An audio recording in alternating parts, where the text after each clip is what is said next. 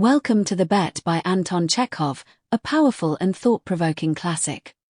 As you follow this unforgettable story, you'll naturally improve your English vocabulary, reading comprehension, and understanding of advanced sentence patterns.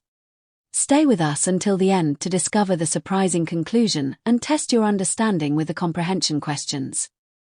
If you enjoy learning English through stories, please like the video and subscribe to the channel. And don't forget to share your answers to the questions in the comments.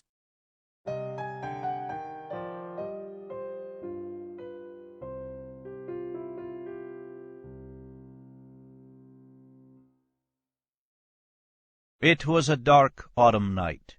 The old banker was pacing from corner to corner of his study, recalling to his mind the party he gave in the autumn 15 years before. There were many clever people at the party, and much interesting conversation. They talked, among other things, of capital punishment. The guests, among them not a few scholars and journalists, for the most part disapproved of capital punishment. They found it obsolete as a means of punishment, unfitted to a Christian state, and immoral. Some of them thought that capital punishment should be replaced universally by life imprisonment. "I don't agree with you," said the host. "I myself have experienced neither capital punishment nor life imprisonment, but if one may judge a priori, then, in my opinion, capital punishment is more moral and more humane than imprisonment. Execution kills instantly. Life imprisonment kills by degrees. Who is the more humane executioner, one who kills you in a few seconds, or one who draws the life out of you incessantly for years?" "They're both equally immoral," remarked one of the guests, "because their purpose is the same, to take away life. The state is not God. It has no right to take away that which it cannot give back, if it should so desire." Among the company was a lawyer, a young man of about 25.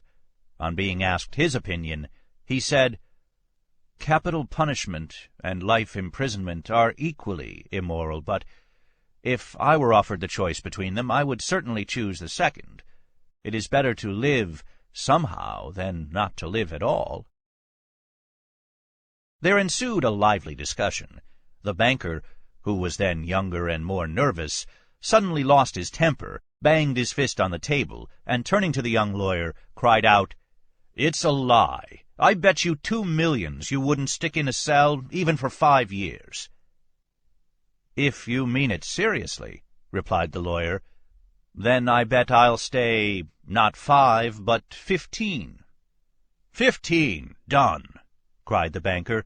"Gentlemen, I stake 2 millions. "Agreed. You stake 2 millions, I my freedom," said the lawyer. So this wild, ridiculous bet came to pass. The banker, who at that time had too many millions to count, spoiled and capricious, was beside himself with rapture. During supper he said to the lawyer jokingly, "Come to your senses, young roan, before it's too late.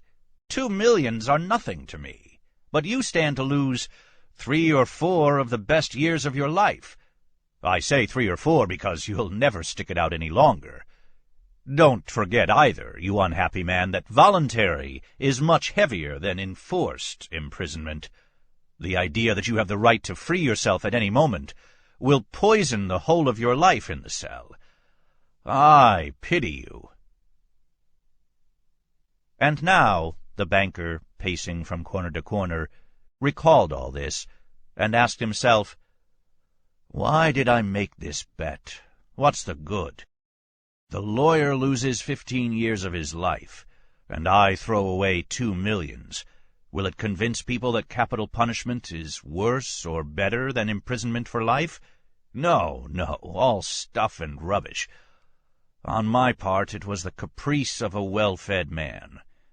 On the lawyer's, pure greed of gold." He recollected further what happened after the evening party.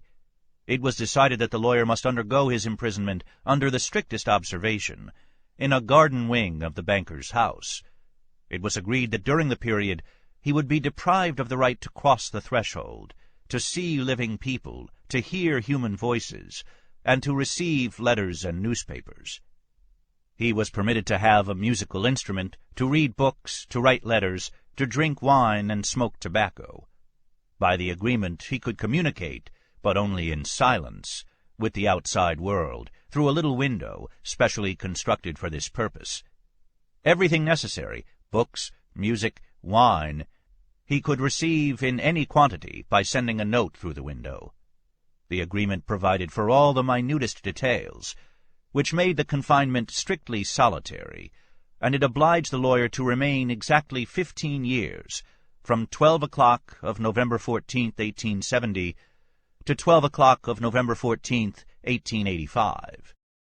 The least attempt on his part to violate the conditions, to escape, if only for 2 minutes, before the time, freed the banker from the obligation to pay him the 2 millions.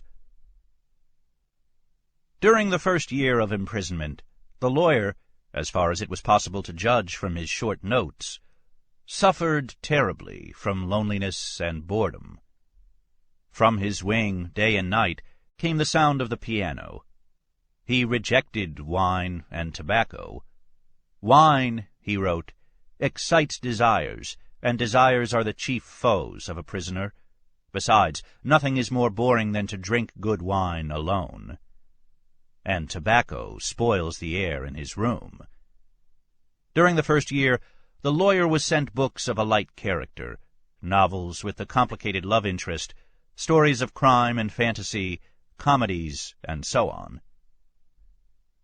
In the second year, the piano was heard no longer, and the lawyer asked only for classics.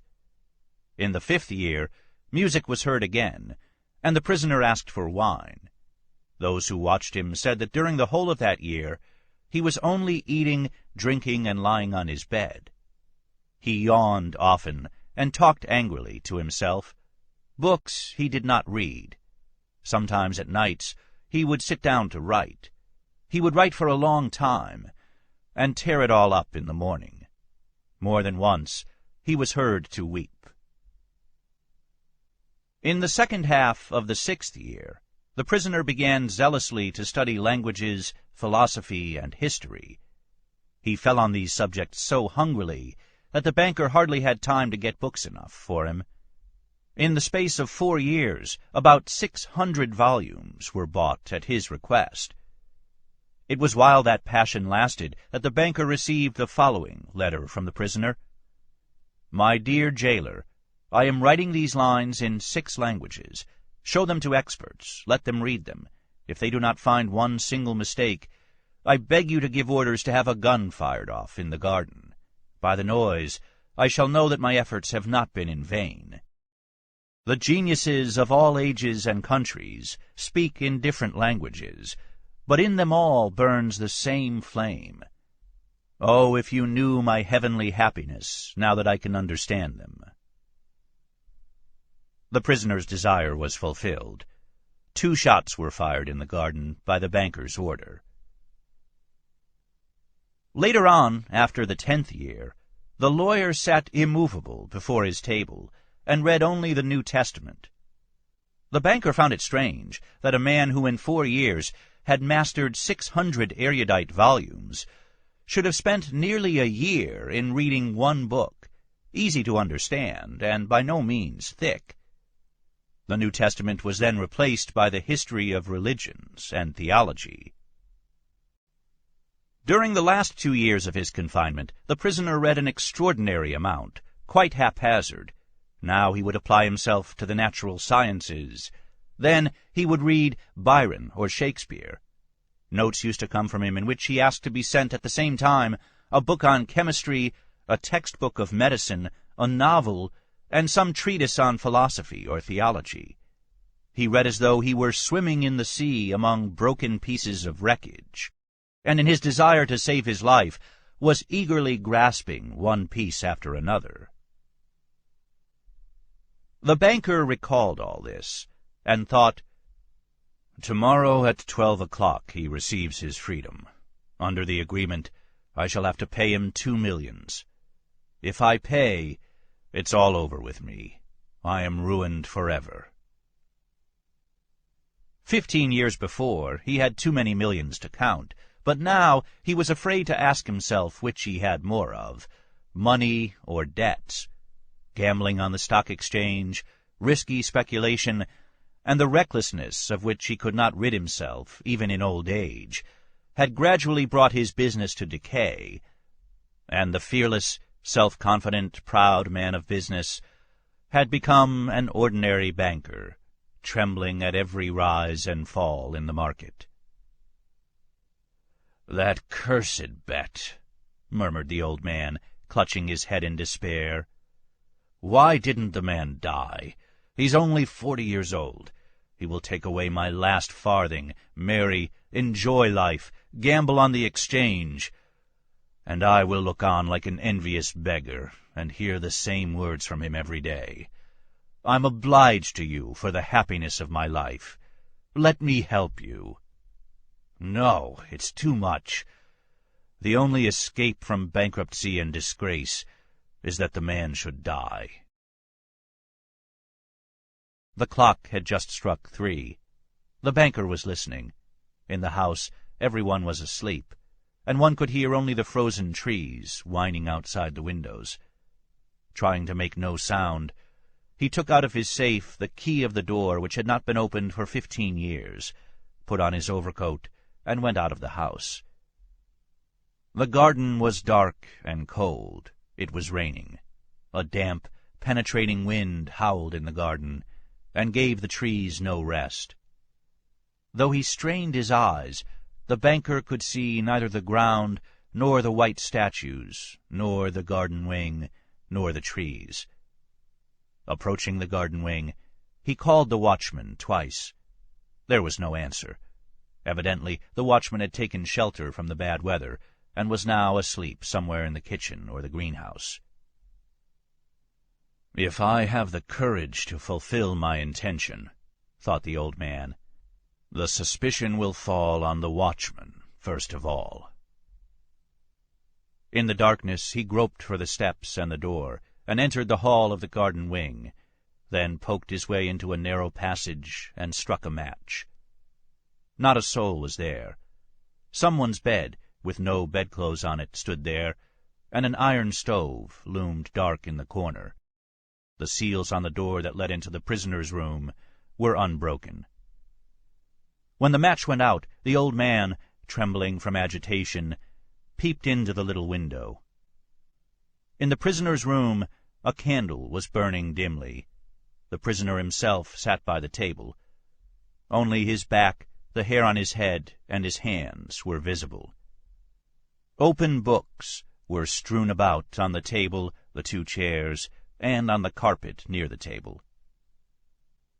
5 minutes passed, and the prisoner never once stirred. 15 years' confinement had taught him to sit motionless. The banker tapped on the window with his finger, but the prisoner made no movement in reply. Then the banker cautiously tore the seals from the door and put the key into the lock. The rusty lock gave a hoarse groan, and the door creaked. The banker expected instantly to hear a cry of surprise and the sound of steps. 3 minutes passed, and it was as quiet inside as it had been before. He made up his mind to enter. Before the table sat a man, unlike an ordinary human being. It was a skeleton, with tight-drawn skin, with long curly hair like a woman's, and a shaggy beard. The color of his face was yellow, of an earthy shade.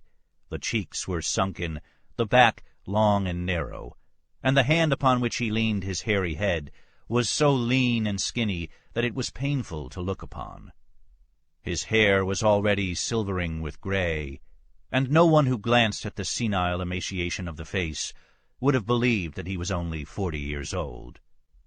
On the table before his bended head lay a sheet of paper on which something was written in a tiny hand. "Poor devil," thought the banker. "He's asleep, and probably seeing millions in his dreams. I have only to take and throw this half-dead thing on the bed, smother him a moment with the pillow, and the most careful examination will find no trace of unnatural death. But first, let us read what he has written here." The banker took the sheet from the table and read, "Tomorrow at 12 o'clock midnight I shall obtain my freedom and the right to mix with people. But before I leave this room and see the sun, I think it necessary to say a few words to you. On my own clear conscience, and before God who sees me, I declare to you that I despise freedom, life, health, and all that your books call the blessings of the world. For 15 years I have diligently studied earthly life.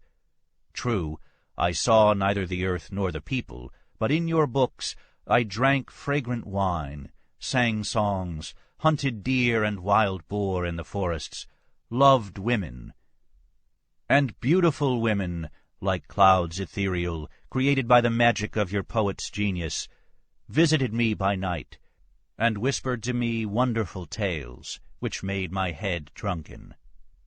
In your books I climbed the summits of Elbrus and Mont Blanc, and saw from there how the sun rose in the morning, and in the evening suffused the sky, the ocean, and lime mountain ridges with a purple gold.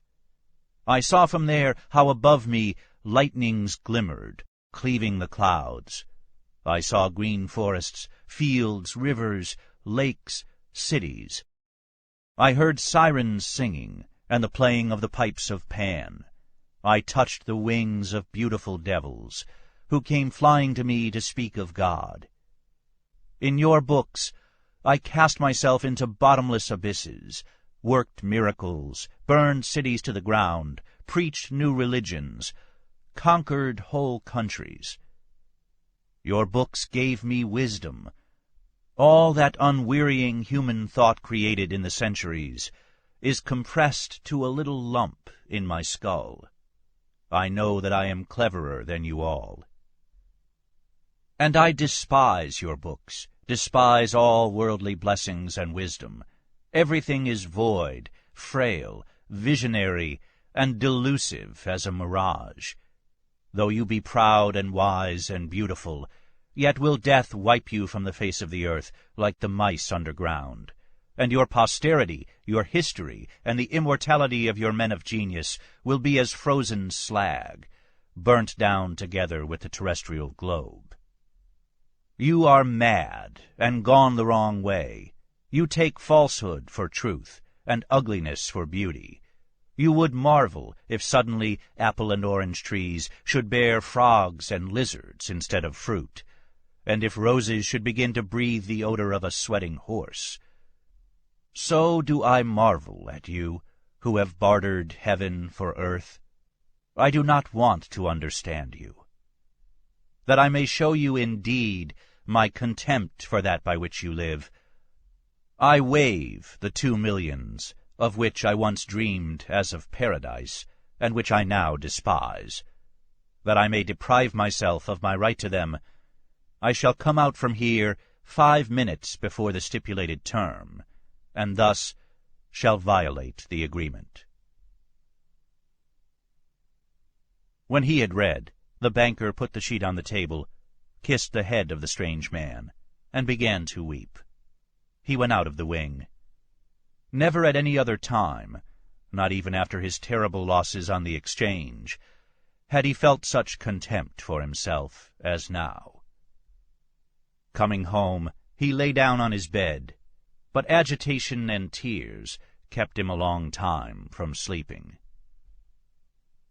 The next morning the poor watchman came running to him, and told him that they had seen the man who lived in the wing climb through the window into the garden. He had gone to the gate and disappeared. The banker instantly went with his servants to the wing, and established the escape of his prisoner. To avoid unnecessary rumors, he took the paper with the renunciation from the table, and, on his return, locked it in his safe. Story summary. On a dark autumn night, An old banker recalled a reckless wager he had made 15 years earlier during a discussion about capital punishment and life imprisonment. While most of his guests condemned capital punishment, a young lawyer maintained that any kind of life was preferable to death. In a fit of pride, the banker bet 2 million rubles that the lawyer would not endure 15 years of solitary confinement. The lawyer accepted, staking his freedom. During his imprisonment, the lawyer passed through many stages. He first suffered from loneliness and boredom, then immersed himself in literature, languages, philosophy, history, theology, and science. Through books, he experienced the wisdom and imagination of countless generations and gradually underwent a profound spiritual transformation. Meanwhile, the banker, once immensely wealthy, ruined himself through speculation and reckless financial ventures. As the end of the 15 years approached, he realized that paying the 2 million rubles would destroy him. In despair, he resolved to murder the prisoner. Entering the room at night, however, he found not a triumphant rival but a frail and aged man. Reading the lawyer's final letter, he discovered that the prisoner had come to despise wealth, worldly pleasures, and even the reward for which he had sacrificed 15 years of his life. To prove his contempt for material things, the lawyer abandoned the money and deliberately left his confinement 5 minutes early, thereby forfeiting his claim. Overwhelmed with shame and self-contempt, the banker secretly preserved the letter, while the lawyer disappeared forever. 1. Obsolete. Meaning, no longer useful or suitable. Example, the guests considered capital punishment obsolete. 2. Humane. Meaning, showing kindness and concern for others. Example, the banker argued that execution was more humane. 3. Incessantly. Meaning, continuously and without stopping. Example, life imprisonment draws life out incessantly for years. 4. Stake. Meaning, to risk something valuable. Example, the banker staked 2 million rubles. 5. Capricious. Meaning, changing suddenly and unpredictably. Example, the banker was spoiled and capricious. 6. Confinement. Meaning, the state of being kept in isolation. Example, 15 years of confinement transformed the lawyer. 7. Boredom. Meaning, the state of feeling tired and uninterested. Example, he suffered terribly from loneliness and boredom. 8. Zealously. Meaning, with great enthusiasm and dedication. Example, he zealously studied languages and philosophy. 9. Erudite. Meaning, possessing extensive knowledge. Example, he mastered hundreds of erudite volumes. 10. Haphazard. Meaning, lacking order or planning. Example, his reading became increasingly haphazard. 11. Speculation. Meaning, risky financial investment. Example, risky speculation ruined the banker. 12. Despair. Meaning, complete loss of hope. Example, the old man clutched his head in despair. 13. Agitation. Meaning, anxiety or emotional disturbance. Example, he trembled from agitation. 14. Emaciation. Meaning, extreme thinness caused by suffering. Example, his face showed signs of senile emaciation. 15. Ethereal. Meaning, delicate and heavenly in appearance. Example, ethereal women visited him in imagination. 16. Abyss. Meaning, a very deep or immeasurable space. Example, in books he cast himself into bottomless abysses. 17. Delusive. Meaning, deceptive and misleading. Example, earthly pleasures appeared delusive to him. 18. Posterity. Meaning, future generations. Example, he believed even posterity would perish. 19. Renunciation. Meaning, the formal rejection of something valuable. Example, The banker hid the paper containing the renunciation. 20. Contempt. Meaning, a feeling that something is unworthy of respect. Example, he expressed contempt for worldly blessings. Grammar, the bet. 1. Past continuous. Sentence from the story. The old banker was pacing from corner to corner of his study. Structure. Subject plus was were plus verbing. Explanation. The past continuous describes an action that was in progress at a specific time in the past. More examples. She was reading when I entered the room. They were discussing the problem all evening. We were waiting for the train at midnight. 2. Past perfect. Sentence from the story. 15 years before, he had too many millions to count. Structure. Subject plus had plus past participle. Explanation. The past perfect shows that one action happened before another past action. More examples. By the time I arrived, they had already left. She had finished the report before dinner. We had never seen such a storm before. 3. Passive voice. Sentence from the story. 2 shots were fired in the garden by the banker's order. Structure. Subject plus was were plus past participle. Explanation. The passive voice is used when the action is more important than the person who performs it. More examples. The window was broken during the night. Several books were published last year. The documents were signed yesterday. 4. Modal verb of ability. Sentence from the story. Now that I can understand them. Structure. Subject plus can plus base verb. Explanation. Can is used to express ability or possibility. More examples. She can speak 5 languages. We can solve the problem together. He can play the piano beautifully. 5. First conditional. Sentence from the story. If they do not find one single mistake, I beg you to give orders to have a gun fired off in the garden. Structure. If plus present simple, will base verb. Explanation. The first conditional talks about a possible future situation and its result. More examples. If it rains, we will stay inside. If you study hard, you will succeed. If she arrives early, we can start. 6. Relative clause. Sentence from the story. Among the company was a lawyer, a young man who was about 25. Structure. Noun plus who which that plus clause. Explanation. Relative clauses give additional information about a person or thing. More examples. I know a woman who teaches physics. The book that you lent me was excellent. He visited the city where he was born. 7. Reported speech. Sentence from the story.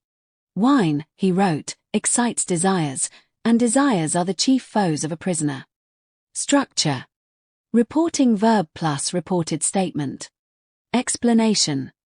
Reported speech is used to tell what someone said or wrote. More examples. She said that she was tired. He explained that the meeting had been postponed. They announced that the project was complete. 8. Modal verb of obligation. Sentence from the story. It was decided that the lawyer must undergo his imprisonment under the strictest observation. Structure. Subject plus must plus base verb. Explanation.